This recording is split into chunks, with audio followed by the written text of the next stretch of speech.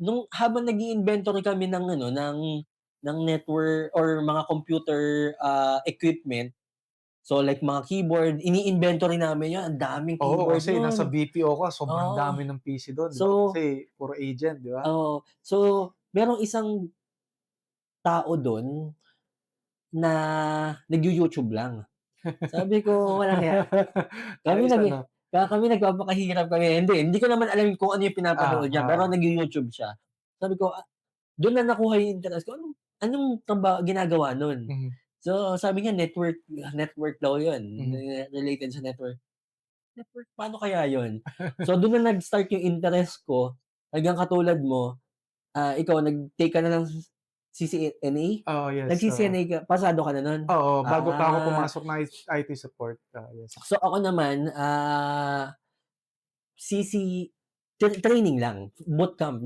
Mm, Nag-take ako ng bootcamp mhm. yung sa Quezon City. So, may promo sila nun kasi since intern ka